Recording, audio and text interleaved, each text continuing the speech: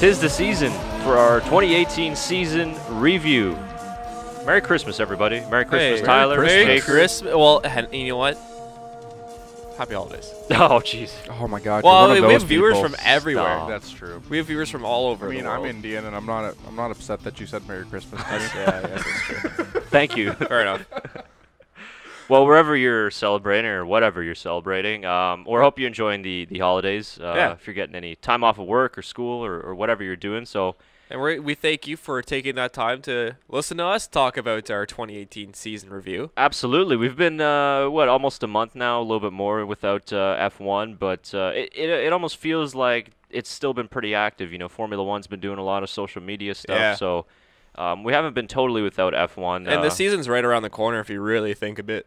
Like, yeah, car reveals are in February, which is a month and a half away. We were talking about this before we got on the air. It was just that realization that it's really only about a month or so, and then once February hits, we're already you're talking flying. about car launches and testing is, I think, a week earlier this year as well. So, yeah. I mean, it sucks for the teams because you think about it, they barely finished the season. We already know 2019 development has started, but they're working all the way through the year essentially to get the cars ready. So, but yeah, only I think they said what now? It's like 83, 84 days away from first race in Australia. So it's not long. That's not a long time. Like that's like 2.5 months, maybe. Not even. Yeah. And in March, right?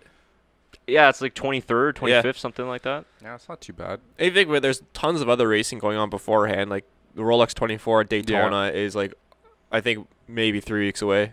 End of January. Yep. Yeah. So like, and there's usually F1 stars in there, or at least big racing stars. Fernando this year, yeah, which we'll be following as well, keeping track on. Alonso Watch 2019. Yeah. See what's going on. He's got a lot of free time now, so it'll just he start popping up every now and here again. And there.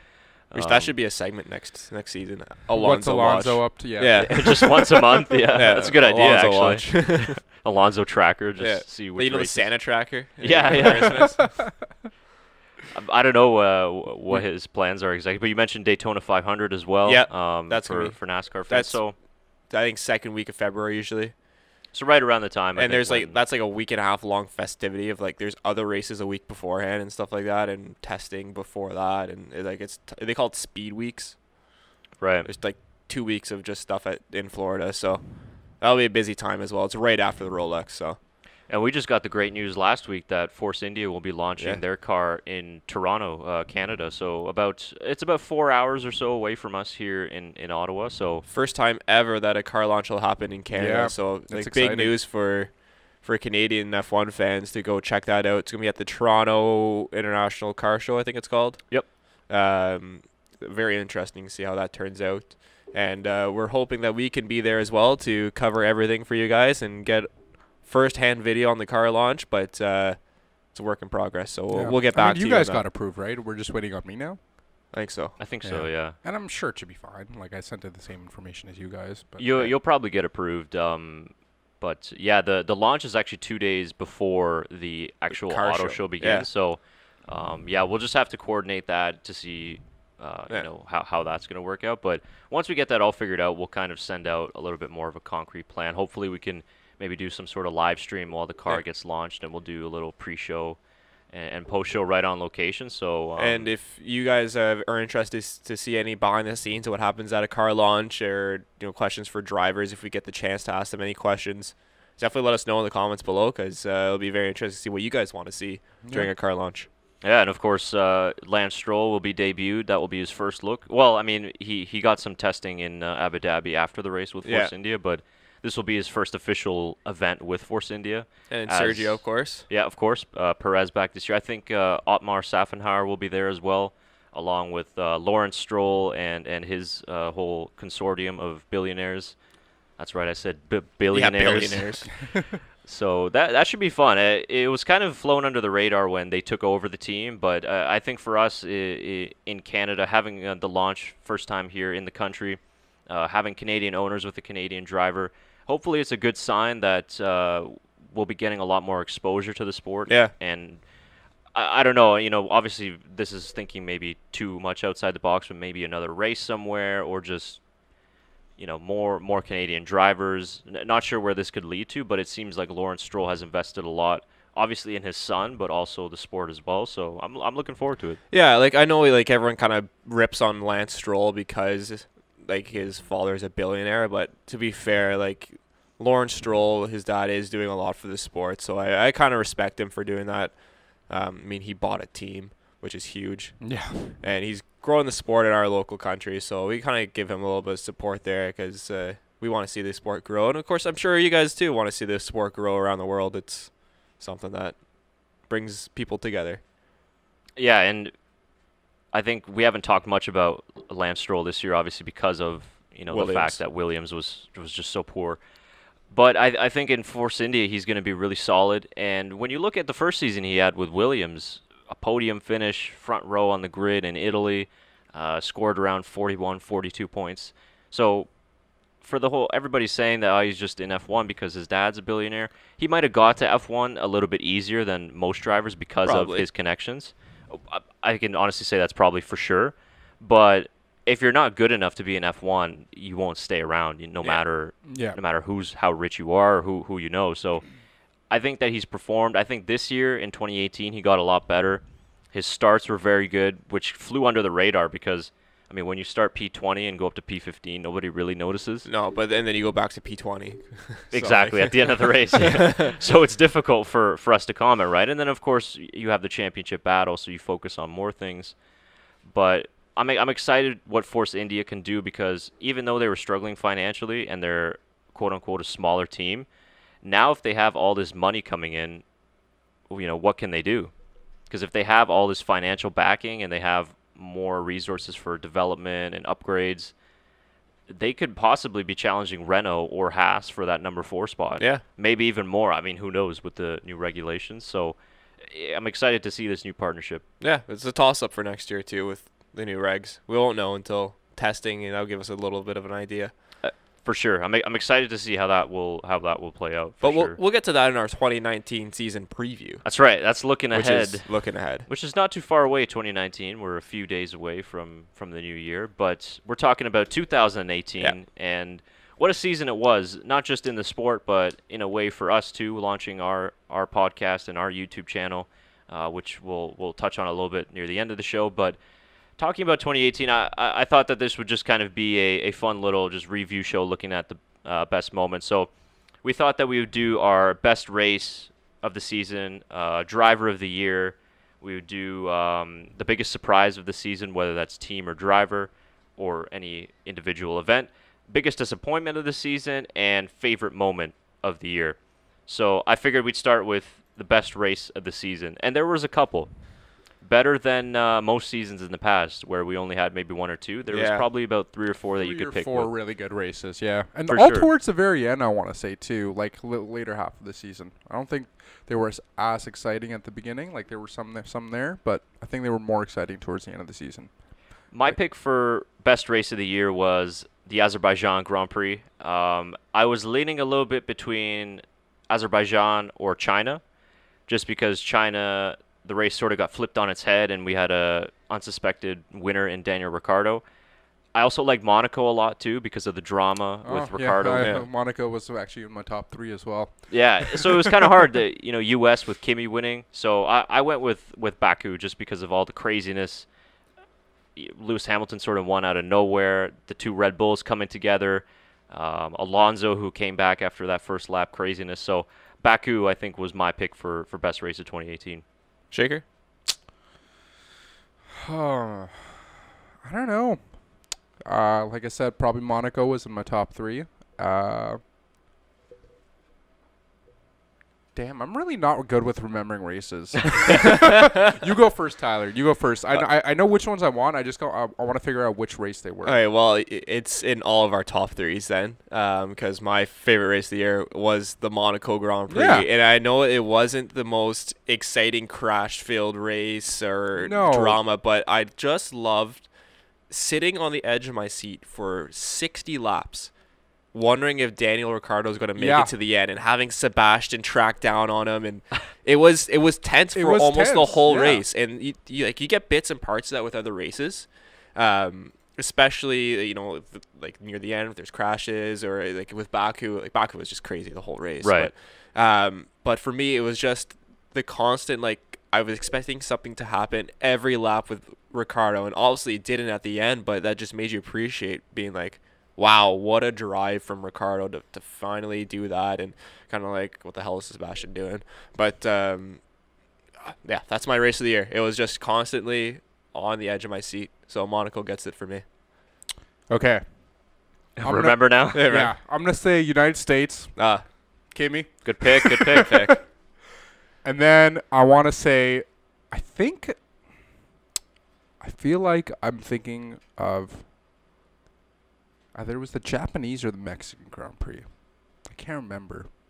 But I want to say it was one of those. It might have been Mexico. I think it was Mexico. Mexico was a decent Mexico was a one, good race, yeah.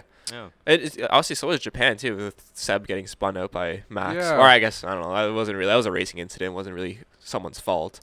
Right. I almost wanted to say the Italian Grand Prix, but I was pretty let down by that one. So, like, that's why I just, I put it at 4th.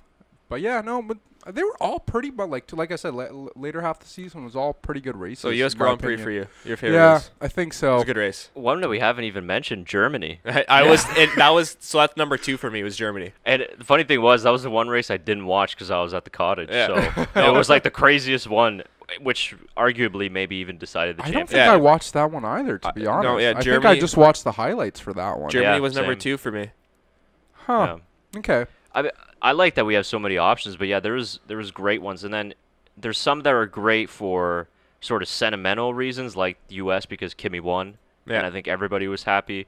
You had China, which was great because Ricciardo won. Monaco, which was I was the same way, edge on your seat, the way he was managing all that. See, I find the Monaco one was the most memorable one for me because of that reason. Like, that's a race I remembered so well. I don't know if that's the most memorable race But of 2018. who's going to forget Ricciardo standing on top of his car doing that too, you know? Like, it was pretty special, all that celebration. But I think people are forgetting the Australian Grand Prix, too, first race of the year. That was a really good race. True, yeah, it wasn't bad. It was a really good race, too. And obviously with Seb winning to start off the season. But that was a pretty crazy race. Another one off the top of my head, Great Britain. How about the last 15, 20 laps of that race? Yeah. That was amazing, too. That was a really good race, too. Bahrain, another last 10 laps managing the tires. For the most part, it was a pretty good season of races. There wasn't many. No, I think there was like 2 that was kind of boring for me, But like otherwise, they were all pretty good races. I agree. We had, for most tracks, sort of record number of overtakes and a lot more action. Maybe if it wasn't with the front 3 or 4 drivers, but in the midfield, certainly that was consistent throughout the year. So that's nice. That's a positive to see. Obviously, the new regulations are supposed to improve that even more, whether they will. Like we said before, we'll have to wait for testing, but a lot of great races this year and memorable wins as well in 2018. So have your say in the comments below what your favorite race of 2018 was. We should start do other polls we can do for that? We can do them on Twitter. Yeah. Is there straw polls, though? We can do a straw polls and put that in the description, no? Sure. I've never used them. I will set that up. You'll on it? I will set that up. There will be a straw poll for every single one of these questions. And you guys can vote. And we'll have the results in the 2019 season review. I'm curious to see what everybody has to say. Yeah. Yeah. That'll be interesting to find out. But that's a good idea. Unless there's like 3 votes, then like we won't. But they count though. Yeah, you'll never see it if there's 3 votes. Yeah. It will just be us. So like go vote. Yeah. Yeah, exactly. Best driver of 2018. Now, this can be... I actually had a question about this one. Like, are we picking our best overall, like, top, like, 10, and then are we, like, saying, like, a memorable one, or are we just picking one driver? I was just picking one. Just one. Okay. It could be for whatever reason, whether it was performance, improvement. I had a hard time with this one because, like, I picked, like, top 6 driver, and then I was like, well, I also liked somebody else as well, so I wasn't too sure. I've had a tough one with this one, too. It's hard. I wrote down Lewis Hamilton, but I'm going to change that. Whoa. Because I'm going to say it was Kimi Räikkönen. Okay. That's my driver of the year. And I'll tell you why. Because when I look at his past few seasons with Ferrari, in particular 2016, around the 2015, Ferrari was struggling, granted. But it sort of seemed like he was on his way out of the sport. The motivation necessarily wasn't there. it just didn't seem like he had that fire anymore, and it almost seemed like he was going to retire within a season or two. But in 2018, I mean, he just came out from nowhere and was, in a way, a championship contender. Finished third in the championship. Had a few things gone more his way, maybe would have been closer with Vettel. Of course, obviously, we know Vettel was the #1 there, so that's always difficult to try and get past that. But you look at the pole in Italy. You look at, obviously, the win in Austin. A lot of podiums. He scored more podiums than Vettel in 2018. A few of the DNFs weren't his fault. Obviously, the pit stop in Bahrain. The last race had an engine failure as well. So I just look at Kimi and I say, for 38 years old, and for a guy that's won a championship already, it just seemed that he was driving so well all season. Only had a few dips here and there throughout his performances, but he was giving it to the young guys. He was giving it to Lewis Hamilton, Verstappen. I was just really impressed with Kimi thoroughly, and now moving on to Sauber, I think he'll do a lot to help that young team and the young drivers as well. So I'm just going to go with Kimi Räikkönen. That's a little bit of sentimental for me because we all love Kimi, and he's really great, one of the legends of the sport. So, I mean, who could forget him at the on stage with with Vettel? You know, that's a memorable moment at the end of the year too. Right, yeah, when he got drunk at the awards. Yeah. I mean, there's just so much. He's just a great guy. Like, he's a very likable. Actually, I don't know if I even saw that. No? Yeah, he got. Oh man, he got super drunk and he came on the stage and he started hugging everybody. Oh, that's awesome. And a huge smile on his face. Everybody knew he was drunk. Did you see, there was somebody posted a video when he was leaving the awards and like fans were outside and they're like, Kimi, and he's like waving everybody, and then he goes over and signs autographs. He takes, I think it was in Russia, so he took one of those, like the classic Russian hats, and he like puts it on and gives it back to the guy. But yeah, he was just like waving, hugging to everybody. Hilarious. That's awesome. Hilarious. Done with Ferrari. Yeah. See you later. Is it my turn or Shaker's turn? You went second last time. This was really tough for me, so I had to do a co-driver of the year because it's a tie. Okay. Fair enough. Okay. And one name you're going to understand, one name I think you're going to be very interested about. Number 1, Marcus Ericsson. I'm just kidding. Okay. Marcus Ericsson. Good one. I got you all. No, number 1 for me, number 1A, I should say, I guess, Max Verstappen. And the reason that is because although he had a tough start to the season with his accidents, I feel like he rebounded back massively and was just a force to be reckoned with all throughout the year. Constant overtakes, just great qualifying throughout the year. Always seemed to be battling with someone and not really giving up on any race. So I thought that he was up there for driver of the year just because of, you know, the heart he showed throughout the year. I and agree. the constant battling and unreal overtakes throughout the year. Yeah. The second one for me, Charles Leclerc. Yep. Okay. Which is the one that I wasn't sure if he should deserve number 1 because it is his rookie year. But I have him up there because if you look at every single race this year, the gap between him and Marcus Ericsson in qualifying, in the races that he actually finished, the quality of driving he showed, it was ridiculous how much better he was. And like nothing to bash Marcus Ericsson about, but this guy was overperforming in a Sauber. And I think even Kimi couldn't do as good as Charles Leclerc in the Sauber. So for me, I think Charles Leclerc should be driver of the year. Yeah, he was in my top 3 for sure. Yeah. Shaker? So mine's actually Max as well. Okay. Pretty much the same reasons. But I actually really liked his bounce back. You know, like he took all the hate through like the first 4 or 5 races really well. And, you know, I was expecting him to like be average, you know, like keep up with the top 6 pretty much. But yeah, no, I was thoroughly impressed with his driving style towards the end of the season. Like the last like 5 or 6 races just impressed me every single race. Like not even like, okay, like he impressed me one race, same thing every race. I think he was getting better and better. And I have an honorable mention too. Mine's Pierre Gasly. Oh, okay. Yeah. Yeah. Just because, you know, like I was expecting him to be down at the bottom almost the entire like season, and there was just some times where he just came out of nowhere to take top 10 places. And I think one of them I was like, man, he came 7th. Like, what the hell? So yeah, no, he's an honorable mention for me. That's why I was like, kind of hard for me to decide because he like came out of nowhere, you know. But yeah, no, Max is definitely my driver of the year, despite how well everybody else did. He just impressed me the most. So I think all good choices. Yeah, especially Max, considering how the engine issues and all that too. So yeah, and the young crop of talent that sort of showed their potential, like you said, Gasly, Leclerc in 2018. Was really impressive, and now those guys are graduating to big championship contending teams. Yeah, so it'll be really interesting. To see how they do. Well, I actually I looked up Max's name just so I wanted to make sure what his actual middle name was. The first thing is Pierre Gasly is not scared of Red Bull or Verstappen, and he's willing to put up a fight. So we'll see how this goes next year. It's gonna be fun. Is there going to be a crash? Yes, I'm gonna say yes. Yeah. Not scared of Red Bull or Max. Good way to start your teammate like chemistry. Oh, yikes. Yeah, especially because Red Bull's trying to build their team around Max. So we'll see how it goes. But good for Gasly if that's the attitude he's going in. That's the attitude he needs to have going in, though. For sure. You can't go in there being like, oh, I'm just here. Like, no, you got to punch and bang. Yeah, Max has got to realize he's got competition in his own team as well. Pierre's very talented. Yeah, for sure.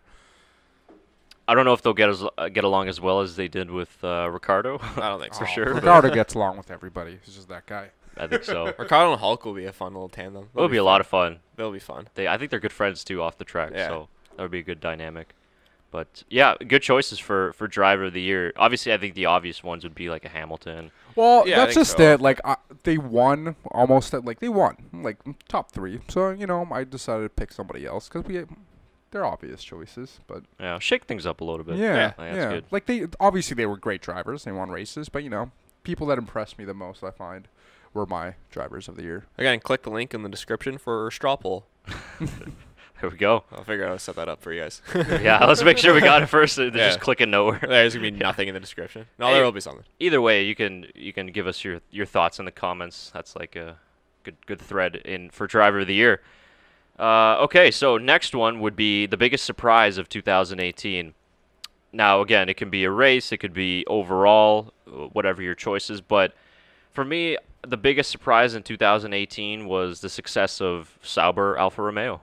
You were mentioning Charles Leclerc and even Marcus Ericsson, but when I looked at the breakdown in 2016, they scored 2 points. 2017, they scored 5 points. They had the previous year's engine in that car, which obviously is not good ever. You're on the back foot right away. So the growth that they made just in a season, to the point where Leclerc and even Ericsson were getting double points finishes, P7, P6, sometimes even in qualifying as well. And especially with a rookie driver, I thought was really impressive. And the car would just look good in a lot of races. The drivability was good. The balance was nice. So I think that was my biggest surprise of the year because I didn't really expect them to be up there, especially ahead of McLaren and Williams, just based on the last couple of seasons. And with the rookie driver, you obviously never know what happened. And I even think Ericsson, even though he's not in the sport for next year, did a good job this season. He'll be in IndyCar next year. Which will be good for him. Yeah, and we'll keep you guys intact on him during IndyCar because I think he could do very well in that series. Yeah, he just came up against a really good young prodigy that could potentially be even world champion next year. So that for me was the biggest surprise I think of 2018 was how good, and the Alfa Romeo partnership worked out really well for them. So good things for them in 2019 I think as well.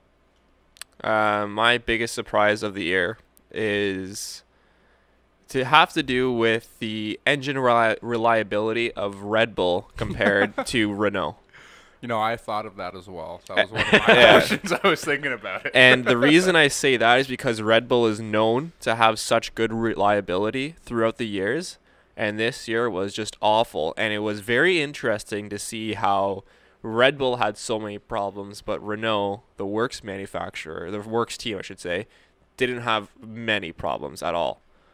I thought that was a little controversial there, so that's my biggest surprise, just to see how much of a difference there was between the two teams with the same engine in terms of reliability. Interesting. Conspiracy, maybe? Probably. Cyril Abiteboul just unscrewing things Well, I don't know what it was, but like at least over a year, you have to figure out like, okay, there has to be one part that maybe isn't fitting in the Red Bull. Like, I don't know how you don't figure that out. So, yeah, that's my biggest surprise of the year, and how Red Bull just was awful with reliability this year. I like that. Shake? Mine was the young drivers. I know we mentioned it in the last one, but I was thoroughly like surprised by how well the young drivers actually put up competition with the rest of the drivers this year, like Leclerc, Gasly, everybody. Like who's another one that I'm forgetting right now? But yeah, that was honestly the biggest surprise I had. There is another one, and I'm forgetting right now. Yikes, poor guy. Yeah, it's just drawing a blank right now. Oh my god. I mean, I do have no, not Williams. No, I think we're not missing anyone. No, we're not missing anyone. Okay. Unless you're thinking of Stroll, but like it's not his rookie year, so. No, I think that was a Gasly and Leclerc, really. Yeah, no, I was thoroughly impressed and surprised by the competition that they put up for the rest of the drivers this past year, and I am excited to see a lot more from them, and I expect a lot more for next year now because of it. So. We can't really do a straw poll for this because there's so many answers. So just let us know in the comments. Yeah, let us know what was your biggest surprise. For sure. Okay, next one then, on the flip side, biggest disappointment of 2018. Same thing for the straw poll thing. Can't really do that, but anyways, just so you know. And I guess some of the surprises could even be your biggest disappointments as well. But the one that I picked was McLaren, just how they continue to struggle. When we saw the first sort of 6 races, especially in Australia, that, they finished 5th. They scored, I think, 6 or 7 races in the points until Alonso broke down in Monaco. So it seemed like they figured something out. They were past the whole Honda issues, reliability. Okay, maybe McLaren can at least be challenging for P5, P4 maybe in the Constructors. And then after that upgrade in Barcelona with the nose, it just went straight downhill from there. And Alonso was relegated to 14th, 15th on the grid in what could be his last season in F1 ever. Yeah. Van Dorn was virtually non-existent for most of the season, which I like Van Dorn, so it was unfortunate. So it just surprised me. It really surprised me that a team that's so successful and that has so much resources and money was just at the back of the grid consistently after the first 6 or 7 races. So that disappointed me a lot because I would have loved to seen Fernando Alonso battling more in the midfield and with the top three teams. So that's my biggest disappointment for 2018. My biggest disappointment is an obvious one, and it's Williams. I think that has to be. It's the most obvious one, but it's for me the biggest one because this team's been around forever. They know how to run an F1 team. They know what development is. There wasn't much change from 2017 to 2018 other than the halo, and they completely blew it. Like, not even close. The car was awful all year. I mean, I think it was a little better at the end of the season, but like especially at the beginning of the season, Martin Brown was saying this car doesn't even look like it can stay on the road. Like, like it just was so unstable, and I don't know how they could like screw that up so bad, but they did. And it's a disappointment to see such a big team like that lose sponsorships, lose standings in people's minds as one of the great manufacturers in F1.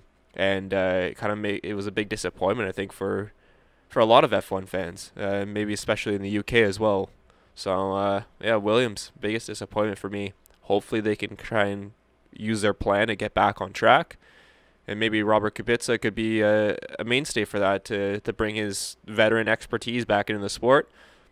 But tough one this year for them.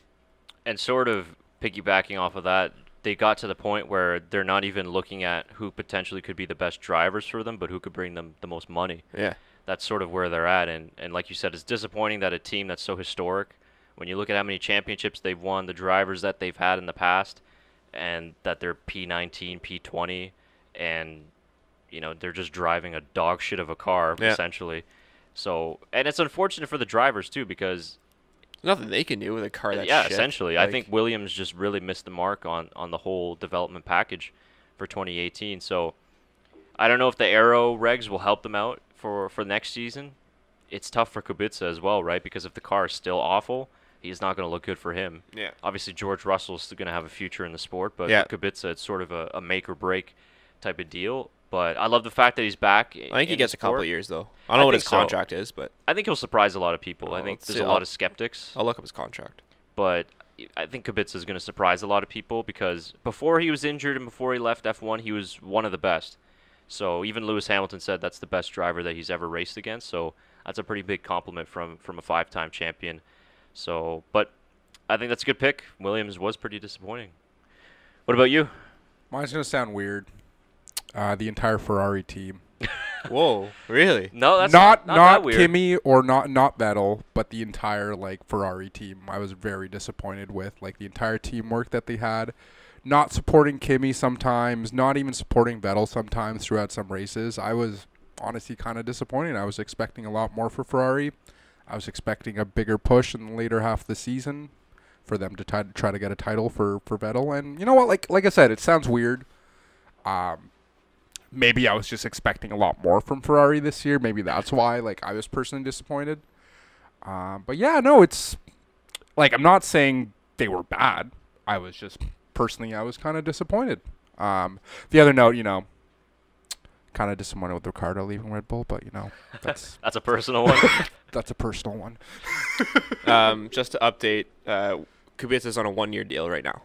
So he's got to deliver. It is make or break. Right. Continue, Shaker. Sorry about that. But yeah, no, there's some times where I was expecting Ferrari to really kind of try to work together to either get Kimi a win, try to get Kimi in the podium, and same thing with Vettel. And I think was it the Italian Grand Prix?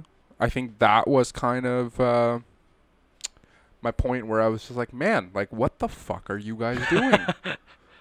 I know it wasn't entirely their fault. Again, like I said, I'm not blaming how the team did or how they performed. I was expecting a lot more. That's all I really have to say. They were in my top 3 too. Just Vettel and Ferrari, the team as well. Yeah. Just where they looked at certain points of the season, it seemed like we were finally going to get a change of the Mercedes domination, and then in a mix of Vettel mistakes and then obviously the team as well, it just sort of flustered by the end of the season, and then it ended up being a foregone conclusion for the championship. Now, of course, the death of their CEO apparently played a huge part in the whole decline of the team, which I guess to us outsiders, it doesn't seem like it would. It doesn't seem like that would, yeah. No. I don't know. Obviously that's a lot of internal things. We don't know what exactly happened, but it definitely shook their foundation. And after Germany, when that happened, it just didn't seem right. Even in, they looked like they were strong in Belgium, but like Shaker was saying, in Italy, they just blew it, locked out the front row. It seemed like everybody was going to be celebrating in Italy, and then it turned out to be a disaster again. Well, that's just it. After that, I was like, man, that's just it. I think we were saying it towards maybe was it end of September or something, or maybe beginning of September. We're this is it for Ferrari. I don't see Vettel getting a championship this year, and that was 4 or 5 races before it was actually confirmed that he wasn't winning. But we're just I don't see them coming back from this. Yeah, and I think after that point, it was just a huge downhill fall for me for Ferrari. I was just disappointed every race. I was expecting a lot more, and it just didn't happen. It was too many mistakes, and it was very few races where they sort of got the strategy right. Austin being an example. Most of the time, they would get something wrong, or they would leave Kimi out to dry. So disappointing from where they were in 2017 because of how they lost the championship again, and then they looked like, oh, maybe they have a chance, and then they lose it again.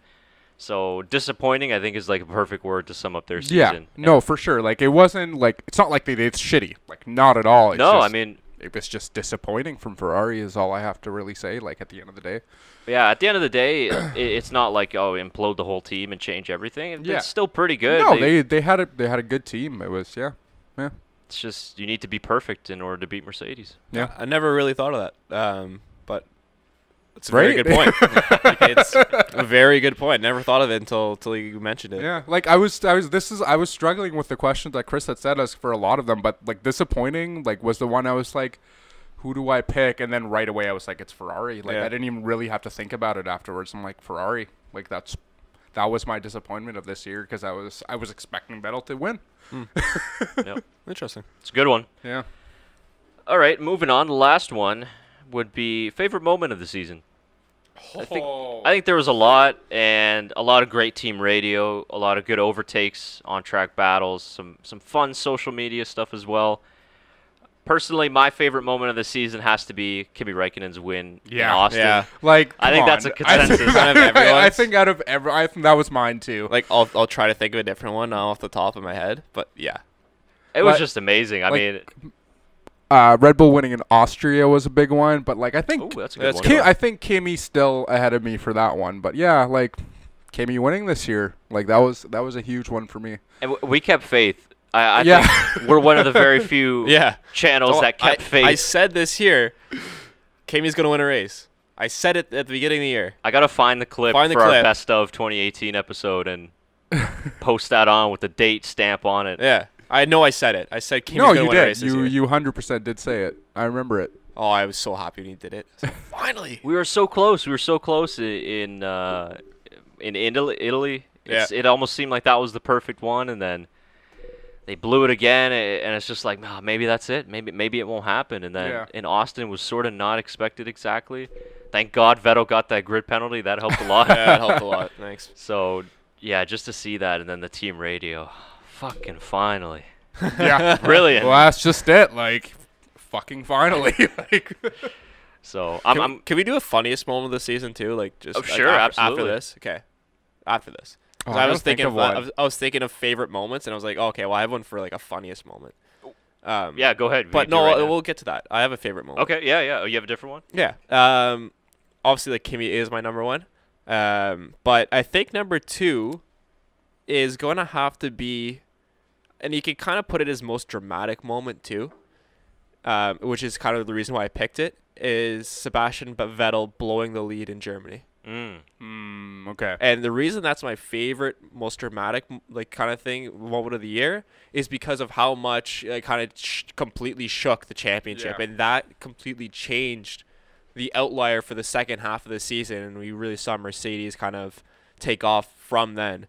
It kind of seemed like Seb lost his confidence after that, but like that, I think that's the most kind of, I don't know, what do you say? I'm trying to think of the word to say it. The biggest point. Yeah, the break changer. Yeah, thank you. The break point of the season, for the climax of the season. Yeah, if you want to say. No. So yeah, I have him blowing the lead, as not because I enjoyed him blowing the lead, but because of what it led to for the rest of the year. Yeah. Okay. I have two funny moments. I thought of them real quick. Let's hear 'em. Are we doing funny moments now? I mean, I thought of so two many. Yeah, really let's quick. just fire them off. Okay. Mine was Vettel shit talking the media about asking stupid questions, and then Max shit talking the media again for all the comments he got at the beginning of the season. That's fair. Mine was Romain Grosjean crashing by himself and blaming it on Marcus Ericsson. Sorry, that's mate. my funniest moment of the year. I think Ericsson hit us. Oh, just because you said that. If you guys haven't seen the video from Formula One, it's pinned to their profile. Our monitor isn't working, but we'll link it or something. We'll put it in post production. But they did like this animation of sort of what we're talking about now, the funniest moments in radio and stuff. Yeah, funniest radio of the year. And one of my favorites was when they did like the animation of the two guys in a boat. They hit the rock, and it's like Roman going, "Fuck no!" And then there's like, I think Ericsson hit us, and Ericsson's like fishing in the background, like on another boat, and he just looks over like, "What?" Yeah, that's my funniest moment of the year by far. That was hilarious. Mine would one of my favorite ones was meow. Oh my God, I almost forgot about that one. That's true. That was great. That was we never heard from that guy, eh? They found the guy though. Found the guy. Did they? Oh, that's awesome. He kind of looks like Derek. Oh yeah? Yeah. We'll get Derek on. He can do those sounds for sure. But that was like the first thing I thought of when we saw him. Oh, that's great. Shout out former Algonquin student of ours. But yeah, that one, and then what else? One of my favorite ones was both that happened in Britain. Was when Kimi got on the radio because he had that penalty, and he was like, "We should pit now and serve this penalty, or we should change tires now because we have to serve the penalty after." And then he was kind of getting negative from the radio, and he's like, "Oh, okay, so I'm not allowed to think now." Oh, okay. yeah, I That's remember fine. that. Yeah. To keep it up there, it has to be in Brazil, Sebastian Vettel's team radio. Yes. Of his thing between his legs, and I think it's just a legendary kind of like banter on the radio, being like, "I wish I had something that big," but I mean, that was pretty funny. Yeah, he's a funny guy. There was some. I'm forgetting a lot of Alonso funny moments from this year too, which is kind of sad because there's a few that was kind of like obviously. Yeah, there's one. I remember the one where it's like one good one was I forget what race it was, but he was on Inters and he was like, that's what I think. The radio to him being like, well, do you want to put on wets? It's like it doesn't matter if we put on wets or Inters. Yeah. It's going to be slower either way, so I think we should just stop. Like, he's just tired. And he was like, mate, you could put a rocket ship and it still won't go faster. Yeah, that's what I'm gonna miss the most. Yeah, about Alonso. Well, we're still gonna have some funny team radio from different. I guess it's just not as funny if he's not struggling. Yeah, that's true. I mean? Like, I think one of my last ones was Vettel after he won in Britain. And, the team radio and stuff like that. It was just. It almost seemed like sort of mocking Mercedes, beating them on their home turf. So yeah, but didn't Mercedes do the same thing when they beat Ferrari right. in Monza? Team formation thing. Yeah. That was a good response there. Yeah, from Mercedes. that wasn't I guess the funniest moment. That was the cheekiest moment of the year. Yeah, being like, team let's go with team formation all the way around Monza. Like, okay, you guys are just trying to amp the rivalry, which was hilarious. Like, it was funny, but it was also like, oh, you boys are with the bants today. Yeah, like. I mean, you like to see bants in any kind of sport. Yeah, like, it's for sure. It makes it more fun. I think also Ricardo radio when he won after he made that move on Bottas in China. Who woofed? Get a girl. Get a girl, yeah. Who woofed? Someone woofed. That was Valtteri. Oh, that was Valtteri. That's why it was so funny. Like, what? Yeah, there was a lot of good ones, but if we're forgetting any, let us know in the comments. There's a lot of funny favorite moments throughout the year. It was nice to see, especially like in the last race when it was the whole celebration. There was like Alonso just cutting corners. Just he's like, I don't really give a shit anymore. Didn't Roman in Abu Dhabi be like, am I allowed to do donuts? The team was like, no, and he's just like, okay, and he still did them. It's like, fuck you. Yeah, that was good. That was a good season. I don't know if we're missing any other obvious ones. I think that's mostly it. I mean, I'm sure the team will have, the fans will have some good ones down in the comments below. Some obvious ones we're forgetting. Max almost punching. I was thinking of that. Yeah. I was thinking of that one that was too. Pretty good. Yeah, like were they going to? That's like NASCAR stuff. Yeah. You see that like brawls in NASCAR and like between pit crews, but like it's like Paul Tracy stuff. There was Paul Tracy Lewis stuff, Hamilton, not as funny, but it was like, well, if Max is on your left, where are you going to be? I'm going to be on the other side of the track. Yeah, that was pretty funny. Yeah, that was a good one. That was in where was that? That was like USA. That was USA. Yeah, right. Well, there's one in Bahrain too, where he called him like an asshole or something in the driver's room, I think. Which I think that's why when Vettel called out the media, right? Yeah. The other one I really liked with Vettel. I mean, I found this pretty funny because I thought it was banner where he's like, "Oh, so you won the race?" Eh? He's like, "No." Oh, that was. No, that was wasn't that Kimi in? Was that Kimi? Was it USA where he asked Lewis? He's like, "Did you so win the won? championship?" Oh yeah, did you win the championship? He's like, "No." He's like, and Kimi was like, "I honestly didn't know. Like, I'm not trying to." Good for him. That was pretty funny. I think he knew. I think he knew. Shout out to Red Bull for the cowboy themed fire suit they had in Austin. Best attire of the year. That was pretty beautiful. Sweet. That was pretty sweet. And they donated to charity, I think. Nice. They did an auction for charity, I think, after that. But like, nicest uniforms of the year for sure. Yeah, that was like the all white one, right? Yeah, That they should have just moved to that. Those are sweet. Those were sweet outfits for sure. Yeah, I like that. I think they did some in Austria too. You're right. Ones. Yeah, you're right. Yeah. Or in Germany, maybe. Maybe both. Maybe both. Yeah. Man, and it's Mercedes with the Tommy Hilfiger. Yeah. Wow. Tommy Hilfiger's got to sped up their game. Yeah, I was watching old footage. Tommy Hilfiger used to sponsor Ferrari as well. Really? Yeah. Interesting. So they've been in F1 before. Yeah, I was going to say, I thought this was their first time in the F1, but apparently not. Yeah. Good for them. But like the Tommy Hilfiger, the guy who obviously it's named after, he's pretty big into F1. I see him commenting on Lance Stroll's posts on Instagram all the time. So I don't know if they're friends or. Tommy Hilfiger confirmed sponsor of Force India 2019. Yeah. Tommy Hilfiger racing. Why not? Yeah, exactly. I mean, we could use a sponsorship. Hey, what's up, Tommy Hilfiger? Hey, Lawrence. I heard you have some money. Yeah. Hey, we're Canadian. I heard you have billions. With a B. What's up? Anyone watching who wants to sponsor, Just let us know. We're open to sponsorship. I think where's our email? That's on the homepage. It's on the homepage. For any business inquiries, please go to our homepage on our YouTube channel. Yeah, I mean, that's for the most part, I think that's it. We covered everything for 2018. I made just some quick notes that I enjoyed the midfield battles a lot. Yeah, that was great. There were some great midfield battles. It was pretty tight, you know, between Haas and Renault, and even Toro Rosso, Force India. Yeah. So a few races, the midfield battles where the main action was happening. So that's good to see. Now, if they can take that next step to get closer to the top three, that would be a lot of fun. I think Renault will, and I think I said. Well, I'll leave it for the 2019 season preview.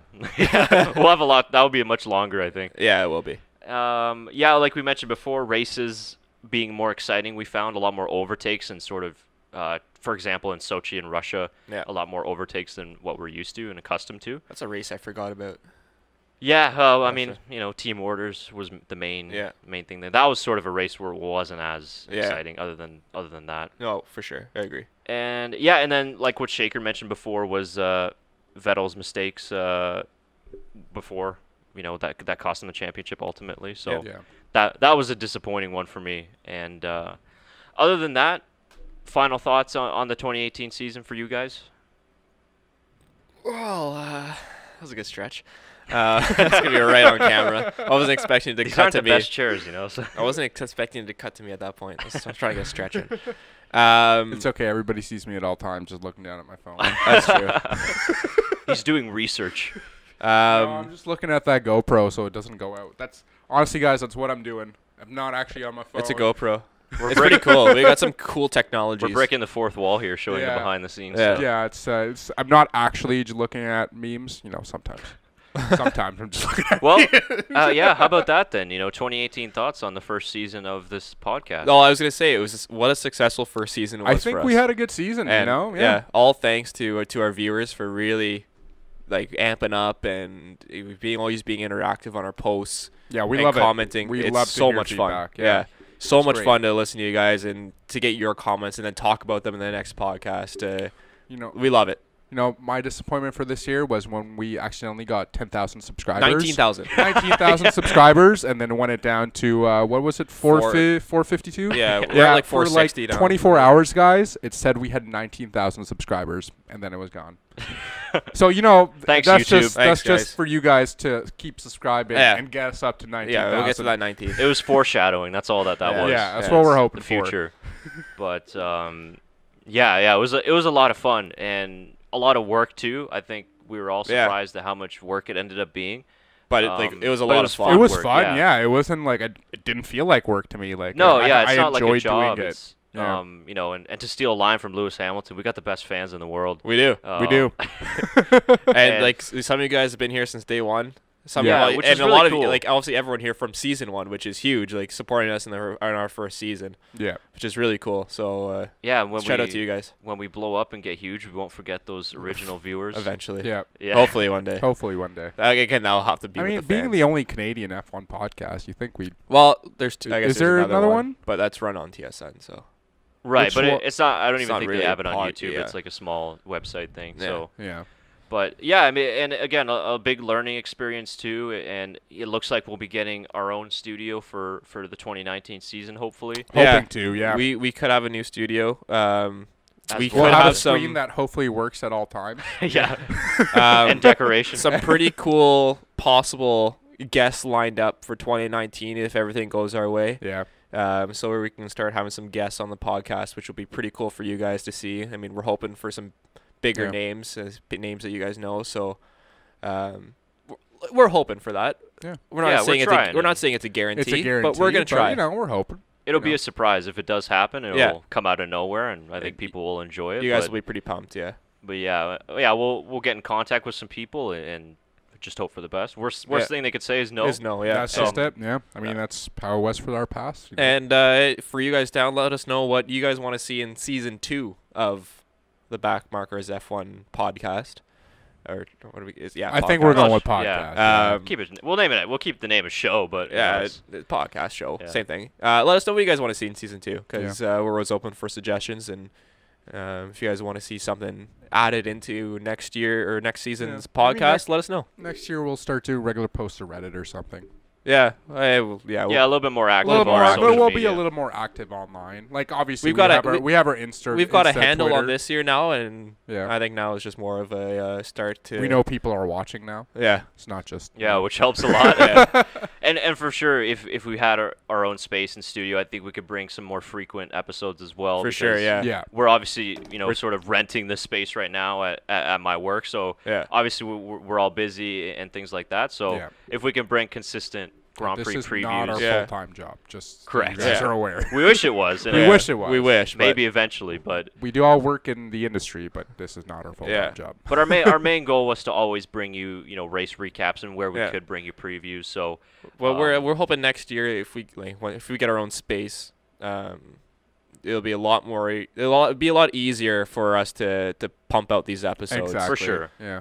Because we'll be less constraint on time and do like Joe Rogan, do 5 episodes in a day wearing the same T-shirt, yeah, exactly. We'll just have wardrobe lined out. Yeah, we'll change after every episode. Yeah, for sure. I mean, we did that once. We did that once. Letting you guys in on the little secrets of television. That did happen once. Yeah. But I'm looking forward to it. It was certain times in the season where some episodes didn't get as many views as the others, but toward the end of the season we had a big boost in viewership. It was pretty consistent, yeah. And a few hundred views our podcast. And our fans have been awesome. I find, we know a lot of our smaller clips got a lot more views, but I was really happy to see that our longer clips, like our full podcast, hundreds of views, which is huge. That's great. You know, like people are actually listening to like the full 30 to 40 minutes or whatever it is. Yeah. And I was really happy to see that. And when we did that live stream a few weeks ago, there was a few of you that love the comments from that were commenting nonstop and watched the whole hour and a half. Which shout out to you guys. That's pretty cool. You guys were interactive the whole hour 30. It was cool to be interactive with you guys as well during that whole hour 30 and to see what you guys were saying. So and I don't know the names right off the top of my head, but you guys know who you are. So we're pre-recording this, but we could do that for when this goes up on YouTube. Yeah. YouTube put out this new great tool. I think it's called Premiere or something like that. So really it's like cool. You were saying, you can just interact with people live. Almost in a way a live stream works, but just when a new video debuts. The other thing I was very happy about was our fantasy actually getting a lot of feedback. That's right. This year. Yeah, like that. And congratulations to Sarah from New Jersey in the United States. She did get her prize. I just got an email from her, I think 2 days ago, that she received it. Nice, awesome. She was very happy with it. So congratulations. Yeah, Sarah. Glad to hear. And she was one of our original fans as well. So. I think she helped a lot too in shout out to you, Sarah, and promoting and watching along. And there's a couple other, I think, Santosh as well from India. There's a lot. We don't know all the names, but you recognize. I'm gonna come in here. It's actually Santosh. Okay. Sorry, I got you, man. Don't worry. That's why he's here. There you go. I was impressed that I nailed some of these names this year. That I actually starting to get into F1 this year. I gotta say, we gotta give a shout out to Shaker because originally, I had asked him to just sort of help us out with the technical setup. Kind of be our young Jamie of the BackMarkers F1 show. And then first episode, it was just he was chiming in and got into the races and stuff. So I was comedic relief at first. Yeah, but then you got know all the drivers, like everything, got really into it. So that was shout out to you. You got to be surrounded by you learn a few things, and it's thanks to you guys. And I wouldn't have learned it so much if I wasn't surrounded by you guys hearing about it every day. Yeah. No, it's great. It was a lot of fun, and I think we're up to 34, 35 episodes in about 8 or 9 months. So that's almost once a week almost. Yeah, we tried to do that consistently, and for 2019 for sure. At the very least, we'll be bringing you all the race recaps, and I'm sure more. Oh, there'll be tons for next year. Yeah, it always helps because you learn and you kind of go through all the trials and tribulations in the first year. And I think it helps that we know people are watching, that people are interactive, and that gives us a huge motivation boost knowing that you guys love to see this content. And I know for me, once you keep seeing that, and it just brings you extra motivation to do even more. So you guys keep watching, and we'll give you even more content. Yeah, it's not just us talking to ourselves. Yeah, which is nice. I do that enough already. So. nobody listens, but yeah. So as we get bigger, yeah, shout out to you, Chris. For a lot of the episodes that we weren't fucking available for, that you did it on your own. Like I was very impressed with those, to be honest. And like I kind of watch like at least episodes that I'm not in. I'd like to watch and see what happens. You killed it, Chris. Yeah. Good job. It was difficult the first time I did it because it's easier when you guys are here, because if you sort of have a momentary brain fart, then somebody can pick it up. But when you're on your own, you kind of have to Chris carried keep us it rolling. But and I also like it. It helps from the fact of you become a better speaker. Yeah, for sure. You know, and you notice when you listen to yourself, and I still do it because it's just how you speak, but you throw in a couple of likes and and you're like, holy shit, like this is really annoying to listen to. Oh yeah, I can't listen. I don't like listening to myself. So you try and work on it, and then progressively, like per episode, everybody's been getting better. So just for a communication thing, I think this is helping a lot. So for sure. It's kind of killing 2-3 birds with one stone. Yeah, like it's pretty awesome for sure. Yeah. Yeah. So we had a lot of fun. I was hoping you guys would get my.